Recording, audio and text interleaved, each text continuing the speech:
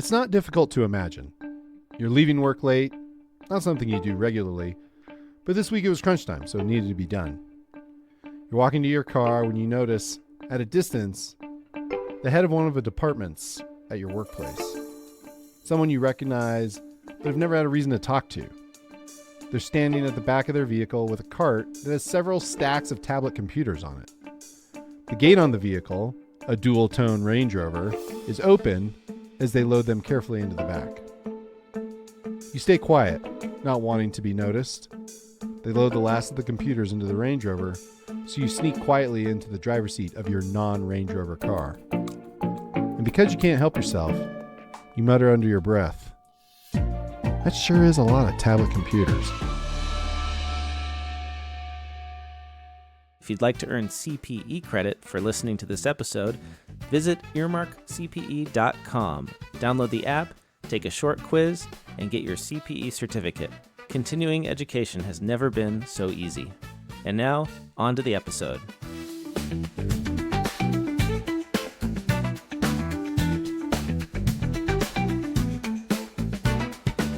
This is Oh My Fraud, a true crime podcast that follows trails of paper instead of trails of blood. I'm Caleb Newquist. How's everybody doing? Good? Great. No, Greg has not come back. No, he hasn't even emailed me lately. But I'm sure he's fine. He's probably great, actually. We've been receiving emails from some of you wishing Greg a fond farewell, and that's very nice. I'm sure what he would really like is if you left a 5-star review, like this one that I'm about to read. It goes, "I am not an accountant. I don't even like spreadsheets and numbers. I have no interest in CPE, but I love this podcast. I've learned so much. I play it in reverse to learn how to do a better job of embezzlement and other financial crimes. It's been a real godsend. Thanks, guys." And I guess I'll say you're welcome. I look forward to telling your story of a failed fraud in a future episode.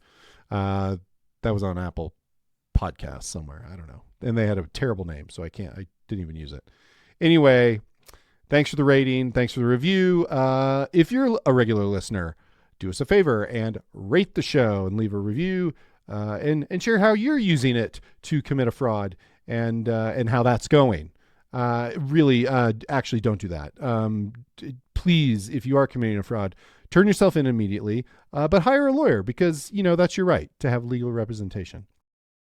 Also, if your organization or conference needs a live presentation on fraud or ethics, then that is how you can reunite Greg and I. The New Jersey Society of CPAs did it. Greg and I will be at their convention and expo on June 5th in Atlantic City. So if you're a CPA and you're in New Jersey and you want to catch a one night only until the next one reunion tour, get yourself to Atlantic City this June. There's a link to the show's page in the show notes. Of course, we also do webinars if that's more your speed, or if you're not in New Jersey, and you're not going to go to the New Jersey show, but you would like us to do something remotely, we will do you a webinar, okay? And we'll even do it clean because we're stand-up guys like that. Email ohmyfraud at earmarkcpe.com to get more information on pricing and availability.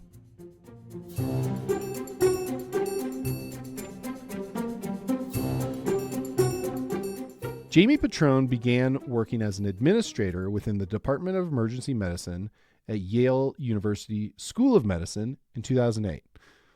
She had spent the previous 9 years, starting in 1999, holding various other administrative positions within Yale Medical and also Yale New Haven Hospital.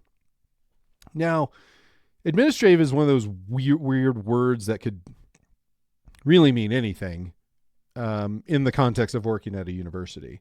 But from what I've gathered, a big part of Jamie's job was purchasing various things for the Department of Emergency Medicine.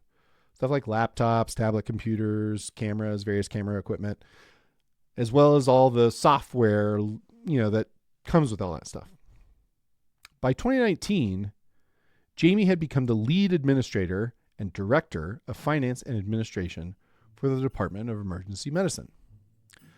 But it didn't take a promotion for Jamie to take full advantage of her position within Yale Med. She had been enjoying the perks of her job for quite some time already. Have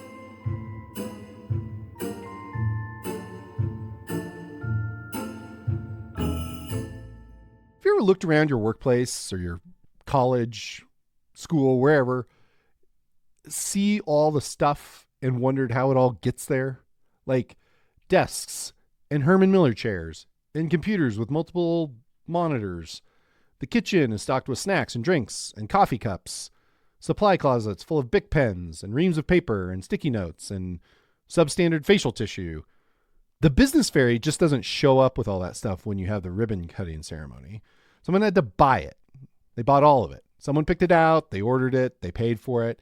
And then it showed up in, this place of business or whatever your organization is, a government, a nonprofit.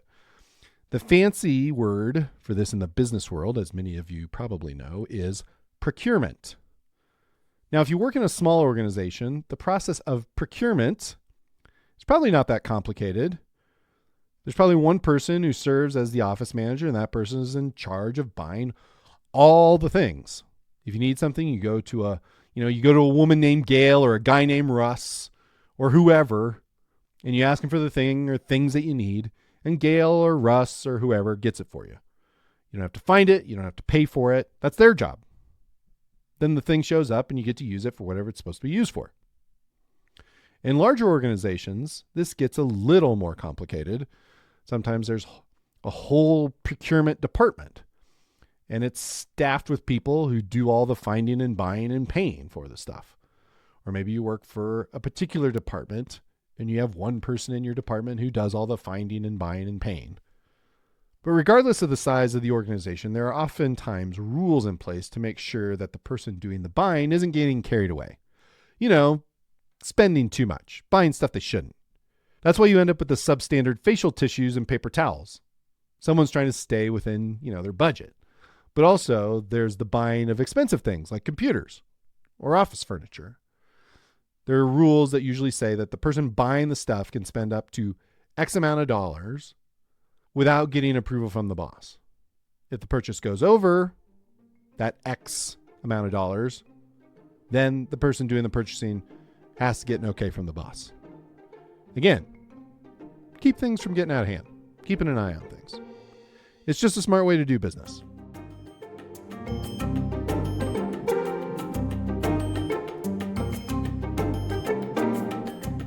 In 2020, Jamie's superiors asked her about a budget variance and a high volume of computer purchases. Could you hear me doing the air quotes? That's what I was doing. She simply explained that, quote, her department was updating equipment in addition to working with Yale New Haven Health on a new program. A short time later, in 2021, the school got an anonymous tip that Jamie was, quote, ordering suspiciously high volumes of computer equipment, some of which was placed into her personal vehicle. After receiving the tip, Yale officials contacted the FBI, which opened an investigation on August 25th, 2021. The very next day, August 26th, a couple of important things happened. First, the FBI got a search warrant for 7 boxes containing packages that had been dropped off by Jamie Petrone at a FedEx location in Orange, Connecticut the previous day.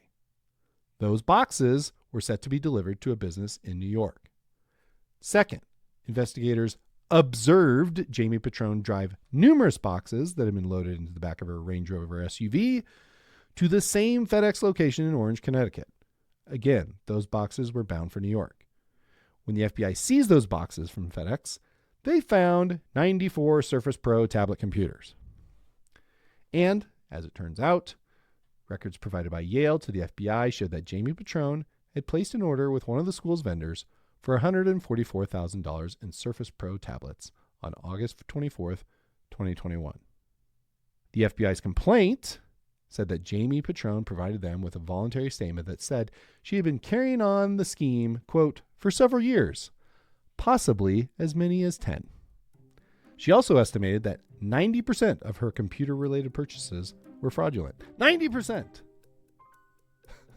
That's a lot. Just over a week later, on Friday, September 3rd, 2021, Jamie Petrone turned herself in to the FBI. She was charged with mail fraud, wire fraud, and money laundering.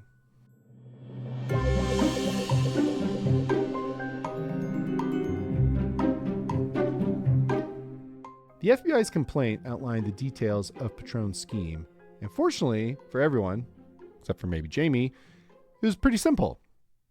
For an organization even of a modest size, you can't have someone approving every single purchase order that comes through. It just isn't practical. Such was the case with Jamie Petrone, working within the Department of Emergency Medicine at Yale University School of Medicine. Jamie could make authorized purchases for virtually anything without a superior's approval, so long as the purchase was for less than $10,000.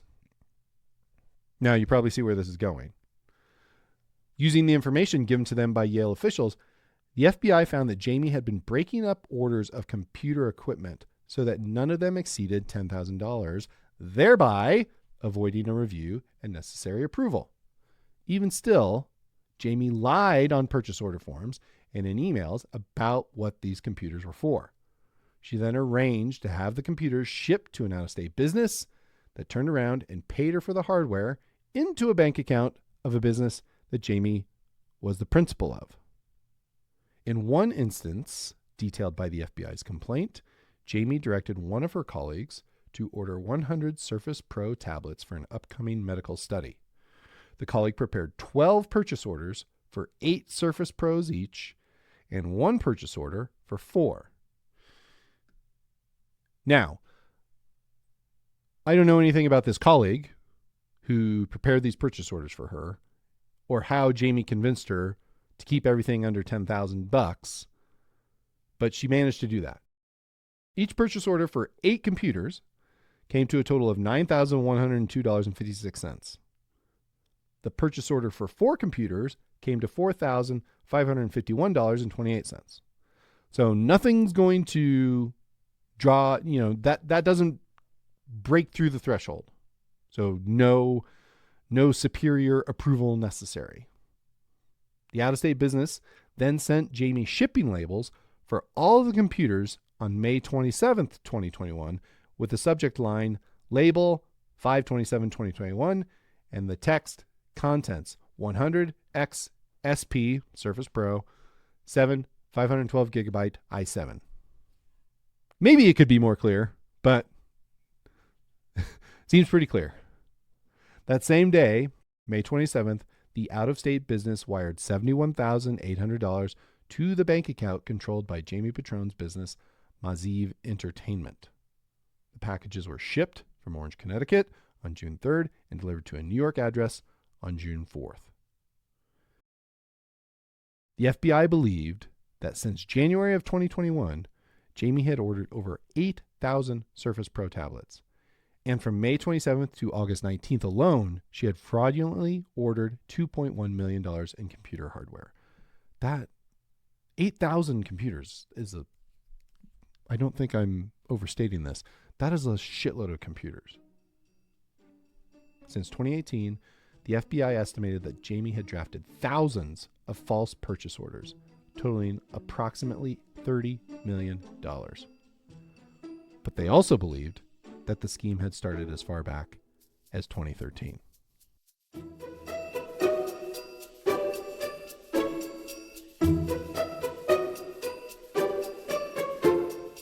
Now, you might think that a person purchasing thousands of tablet computers on their employer's dime, reselling them, and pocketing the money for almost a decade would have been keeping a low profile. Try to keep things chill so nobody would be the wiser. No, Jamie Petrone was living a pretty flashy life. When she was charged, the FBI complaint noted that she currently had several nice vehicles, including a 2014 Mercedes-Benz G550. And if you're curious, those G550s are those like boxy SUVs that you feel like you see in movies like Syriana. I feel like when I think of that movie Syriana, I think of those Mercedes driven around by like Saudi billionaires. That's what I picture in my mind. She had one of those. It was a 2014, but still, they're nice. She had a 2017 Range Rover. And if you know Range Rover, she had one of the autobiography editions, which is like the tricked out version. So nice. 2015 Cadillac Escalade Premium. I don't know anything about it, Cadillacs, but apparently premium sounds nice. I don't know. 2020 Mercedes-Benz E450A. I confess I do not know what the E450 is off the top of my head. I'm sure it's nice. 2016 Cadillac Escalade, and a 2018 Dodge Charger, because, that's kind of fun, I guess. She also had three houses in Connecticut, and another in Lithia Springs, Georgia. And I'm just kind of curious, because I didn't take the time to do this. I am curious where Lithia Springs, Georgia is. And this is real-time geography research. This is how the Oh My Fraud sausage is made. Let's see. Lithia Springs is west, slightly northwest of Atlanta. It's in Douglas County. Looks like it's a small town. It's probably very nice. Atlanta's not too far. But anyway, that's Lithia Springs, Georgia. She had a house there too. So 6 cars, 4 houses. And, when you got flashy shit, got to put it on the gram, right? Is that what people call it? I don't know what people call it, but wherever you have social media, you got to put stuff on there. So the Instagram account for Jamie and her husband's business, Maziv Entertainment, featured many photos of their automobiles, as well as pictures of other assorted loot and some vacations. And I should say, for the record, Jamie's husband was not charged in this scheme. He wasn't charged with anything, but he is in a lot of the pictures. So, for whatever that's worth.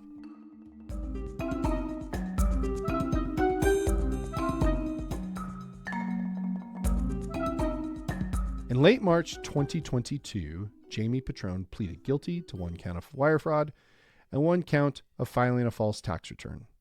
Yes, as fraud aficionados know, you are supposed to pay tax on your ill-gotten gains. In Jamie's case, she filed false tax returns from 2013 through 2016, in which she falsely claimed as business expenses the cost of the stolen equipment. Yes, she wrote stolen equipment off on her tax return for 4 years. That's not, if you don't pay for it, you don't get to take it as a write-off, right? But I have to say, it is gutsy. But at least she's still trying to adhere to the tax law. Funny thing, though, is that she just stopped filing tax returns altogether in 2017, 2018, 2019, and 2020. She must have figured while she was, selling hot tablets, she might as well throw some bogus tax returns into the mix. Those non-filed tax returns cost the U.S. Treasury over $6 million. And so as part of her plea agreement, Jamie surrendered all those fancy automobiles I just told you about, as well as her 4 houses, and over $560,000 that was in her business's bank account. All told, Jamie had caused a loss to Yale of $40,504,200. In October 2022, she was sentenced to 9 years in prison, followed by 3 years of supervised release. She's serving her sentence at the Federal Correctional Institute in Danbury, Connecticut.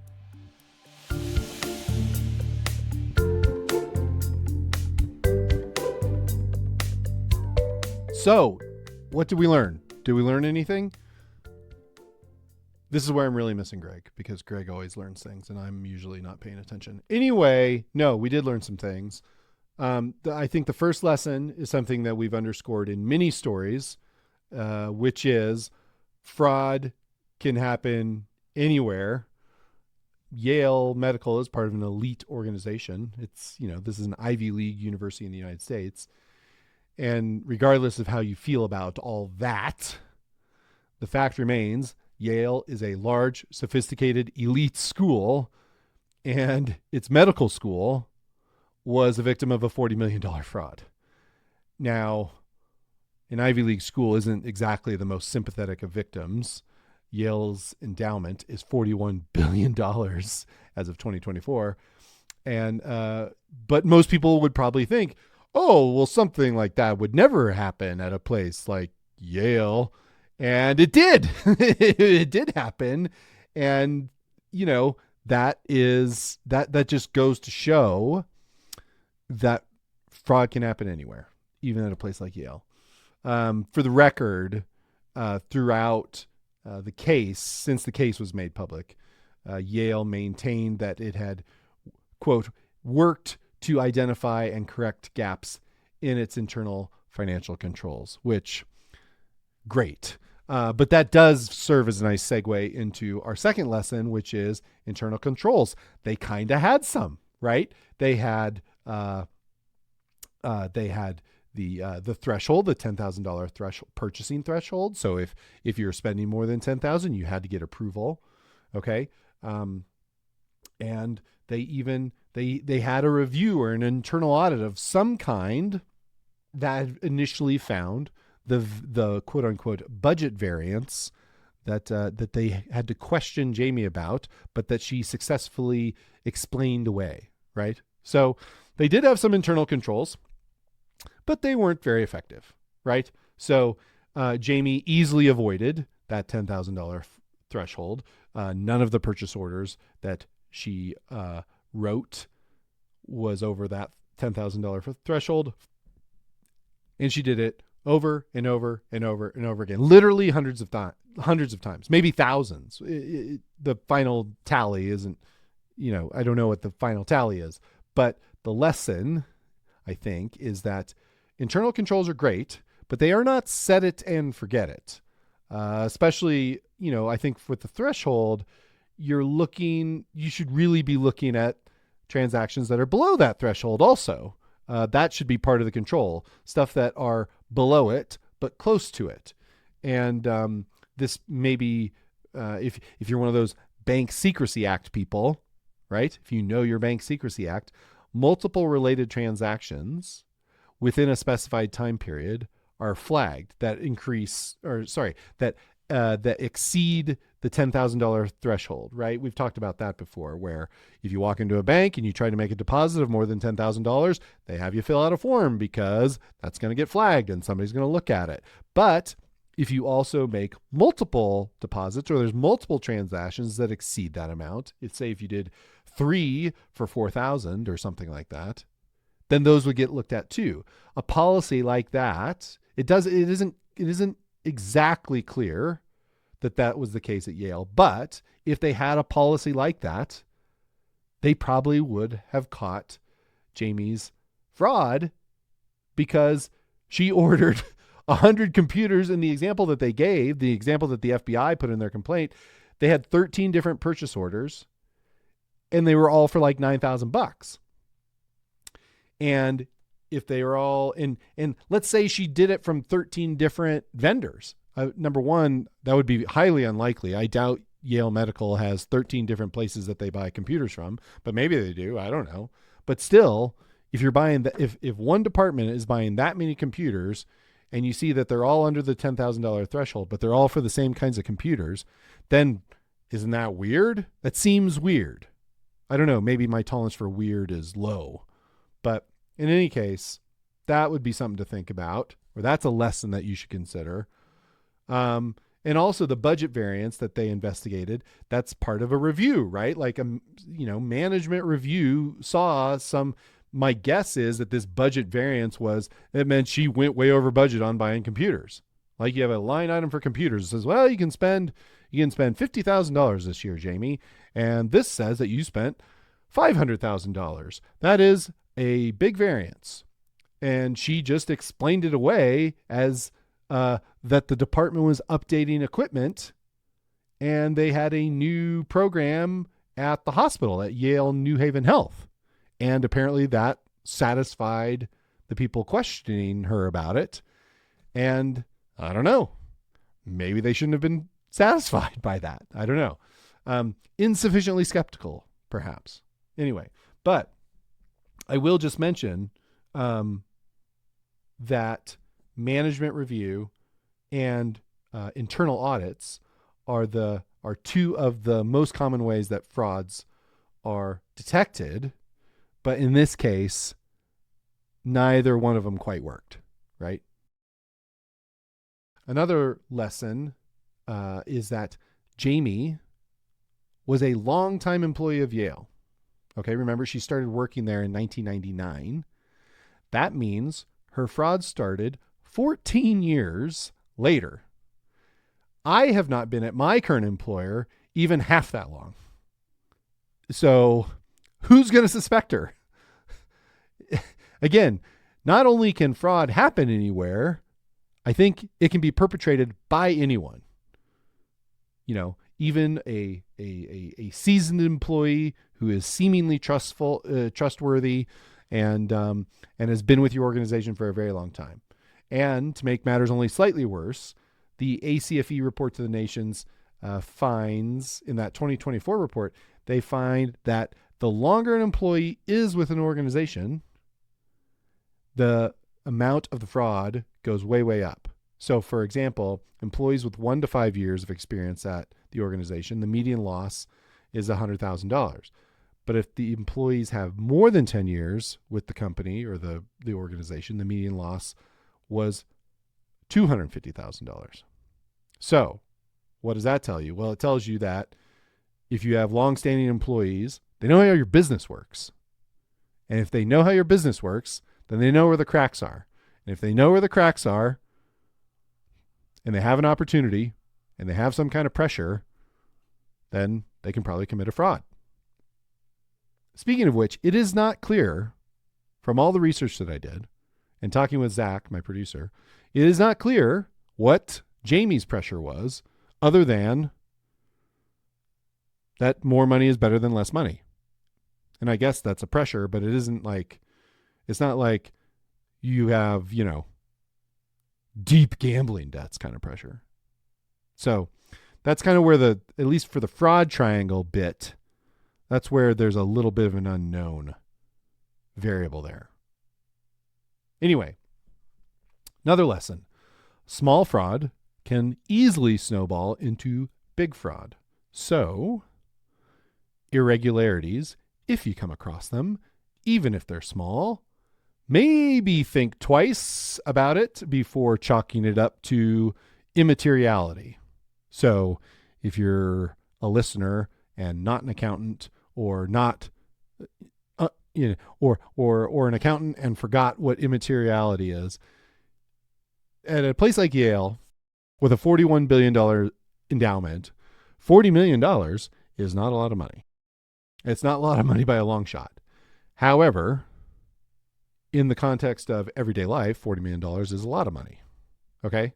So at, $4,000 to $5,000 invoices, or $4,000 to $5 or purchase orders, purchase orders for $5,000 to $9,000, and that happens 8,000, 10,000, 12,000 times, however many times it happened, that added up to a big fraud of $40 million. So, again, check out the small stuff, because sometimes it turns into big stuff. Okay, another lesson. ACFE report of the nations. How often do perpetrators exhibit behavioral red flags? That question is in that report every year. And in that finding, which again is occupational fraud, 39% of perpetrators are living beyond their means. That is the number one behavioral red flag. And Jamie and her husband, who I reiterate was not charged with anything, they were showing off their flashy shit on their business's Instagram page. So it was clear, six cars, 4 homes, nice things. And I mean, look, a director of finance is a nice job, but 6 cars, 4 houses, I don't know. Seems weird, right? Somebody was connected with her on Instagram, right? I don't know. Maybe not. But in any case, living beyond their means.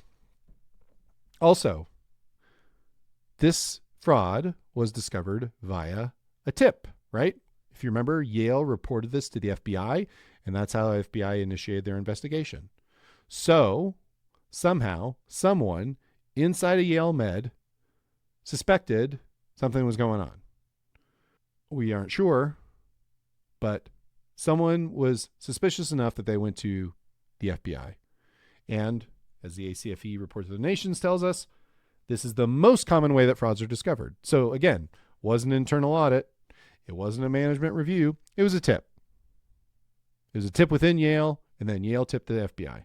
43% of occupational frauds, according to that ACFE report to the nations, are discovered via tip. And that is by far the number one way that frauds are discovered. So make tips, make your organization, make tips possible. Give people avenues to report those. So when they see something, they can say something. Okay, so I think I would just say that what I appreciate about this case, this is kind of a classic, oh my fraud. We have this story made me think of a lot of episodes that we've done in the past. For example, Dixon, Illinois. That was a big fraud at a very small town in central Illinois. Central Illinois? Yeah, there's the geography again. $50 million from that small town. Okay. So $50 million. So the contrast being that $50 million really hurt Dixon, Illinois pretty badly. In the case of $40 million missing from Yale, I mean, again, not exactly a sympathetic victim. It is hard to say what damage was done by this, other than maybe some mild embarrassment for the school. That is literally one person can call the school up and say, I'd like to make a $50 million donation to Yale. And, that happens with some kind of regularity there. So not to, I don't know, I'm sure someone at Yale would gladly correct me about why this is misguided. But the point is, you have a single employee who perpetrated a very large fraud by themselves in the situation of Yale and the situation of Dixon, Illinois. Right? Okay. It also made me think of our story about Nathan Muller. And if you get a chance, you should definitely listen to our interview with Nathan Muller, because he tells us exactly how he did his fraud that he did about over 20 years ago. But in the case of Nathan, he had basically unilateral authority to write himself checks. And he was able to do that because he and the people that worked in his department shared passwords, and they had some cracks in their internal controls, and he was able to exploit that. Similar case here where Jamie was the head of her department. She had unilateral authority to approve purchases up to a certain dollar amount, and she did that. And she ordered her I'm guessing subordinates, but she had coworkers do it for her too. And there was no review or monitoring in place to check in on that. And so only until a tip came later in both of those situations did someone say, maybe we should look a little closer at this. Again, tips being possible. I don't know how many of our stories end with people I don't know how many of our cases end with tips being the source of how the fraud is discovered.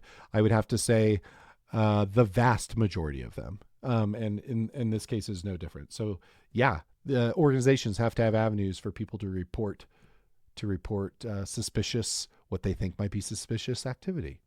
And one other one, Roslyn School District, that was a case of where you had someone making purchases for themselves. They were making personal purchases with money that was not theirs and having it shipped. In that case, if you remember, I think it was one of the administrators was ordering stuff from Home Depot or whatever the DIY joint on Long Island is, and they were having it shipped to their house in Long Island. And that is slightly brazen, but I have to say, gutsy. If you feel that confident that you can just use your employer's money to go on a spree at Home Depot and just have it shipped directly to your house, that's kind of gutsy. In the case of Jamie, of course, she didn't have it shipped to her house, but she had those computers shipped to her place of work. She was using her work email address to do a lot of this communication.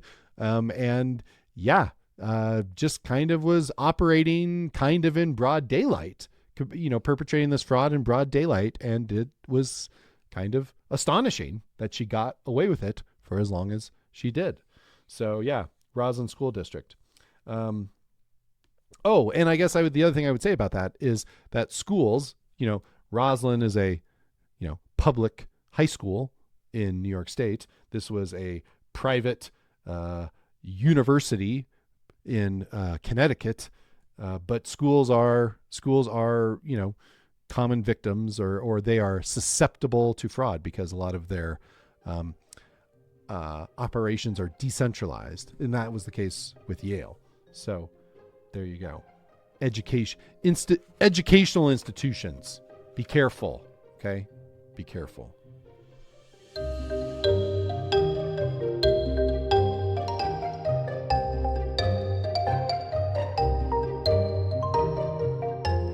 Okay, that's it for this episode.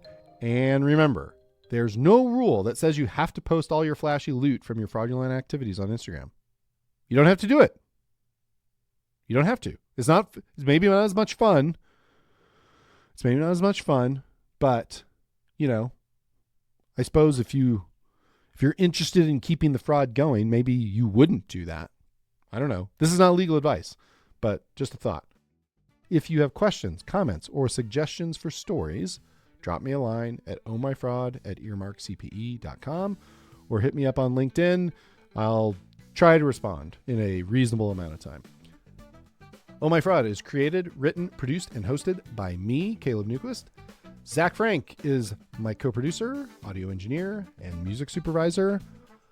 Rate, review, and subscribe to the show wherever you listen to podcasts. If you listen on Earmark, that's where you can get CPE if that's your thing.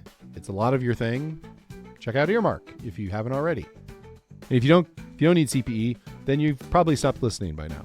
I'm sure you're done. Join us next time for more avarice, swindlers, and scams from stories that will make you say, "Oh my fraud."